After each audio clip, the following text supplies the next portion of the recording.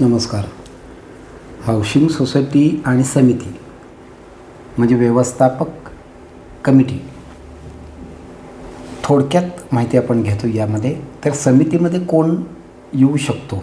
अनेक वेळा मी काय पाहतो आहे की सभासद नाही आहे तरी तो कमिटीमध्ये आहे. अनेक ठिकाणी पाहिले आता ह्या जुन्या कमिट्या, आता नवीन ज्या दुरुस्त्या झालेल्या आहेत समितीच्या बाबतीत, निवडणूक कोण घेणार, निवडणूक निर्णय अधिकारी ही तुमची कमिटी नियुक्त करणार. म्हणजे 250पेक्षा कमी सभासद असलेल्या हाऊसिंग सोसायटीची समिती निवड करण्यासाठी निवडणूक निर्णय अधिकाऱ्याची नियुक्त करणे आता बंधनकारक आहे. मग आपल्याला काय बघितलं पाहिजे की सभासद आणि कमिटीमध्ये कोण येऊ शकतो? तर 2 प्रकारचे सभासद जे आहेत त्यापैकी दोन्हीपैकी एक मेंबर व्यवस्थापन समितीमध्ये काम करू शकतो. आता मूळ सभासद तर आहेच आहे. आता मूळ सभासद आणि सहयोगी सभासद यातलं अंतर लक्षात घ्या, मग तुमच्या परफेक्ट लक्षात येईल. म्हणजे आपण डॉक्युमेंट जी सदनिका गाळा हाऊसिंग सोसायटीमधला जे बिल्डरकडून खरेदी करतो त्या खरेदी खतामध्ये 1 नंबरची व्यक्ती ही मूळ सभासद, 2 नंबरची व्यक्ती ही सहयोगी सभासद. आता मूळ सभासदाला आपले अधिकार सहयोगी सभासदाला देण्याची मुभा आहे. म्हणजे सहयोगी सभासदाला समितीमध्ये काम करण्याची संधी उपलब्ध होऊ शकते. पण त्याच्यासाठी नमुन्यामध्ये मूळ सभासदांनी नाहरकतपत्र लिखित संस्थेकडे देणे आवश्यक आहे. मग तो नमुना आहे, आपले उपविधी आहे, हाऊसिंग सोसायटीचे उपविधी आहेत, त्याच्यामध्ये परिशिष्ट क्रमांक 10 हा नमुना आहे त्याचा.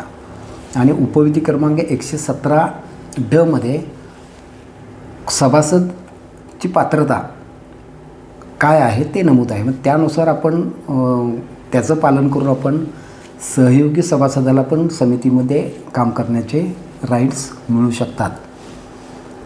बऱ्याच वेळा काय होतं की मूळ सभासद हा उद्योग व्यवसायानिमित्त बाहेर असू शकतो. मग सहयोगी सभासद अर्थात मंडळी याच्यामध्ये एक गोष्ट आहे की तुम्हाला मूळ सभासद आणि 2 नंबरची व्यक्तीला सहयोगी सभासदाची नोंद संस्थेमध्ये करून घेणं आवश्यक आहे.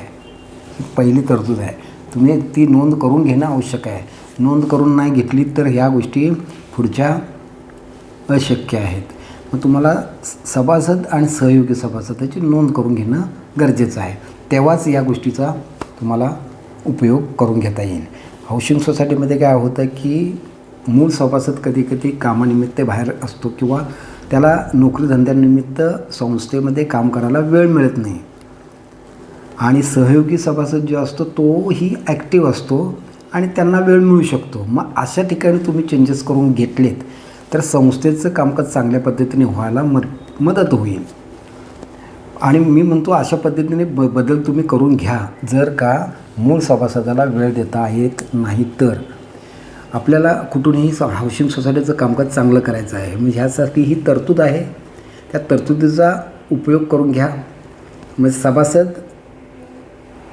ज्याला आपण अवर्ग सभासद म्हणतो काही भाषेमध्ये किंवा मूळ सभासद म्हणतो, ज्याचं नाव शेअर सर्टिफिकेटमध्ये 1 नंबरला आहे तो सभासद. सहयोगी सभासद म्हणजे मिस्टर आणि मिसेसपैकी एक, याचं नाव खरेदी खतामध्ये 2 ते 5 नंबरपर्यंत किंवा अनेक नंबरपर्यंत असू शकतं, घरात ते कुटुंबातले. मग त्या मेंबरला तुम्ही सहयोगी सभासद करून घेतलं पाहिजे त्या संस्थेने. तशा नोंदी झाल्या पाहिजेत आणि त्या प्रवेश फी भरून आपण सहयोगी सभासद नोंद करून घेणं आणि मग पुढचे समितीमध्ये येण्यासाठी आपण कामकाज करणं, इथपर्यंत ह्या सगळ्या गोष्टी आहेत. धन्यवाद.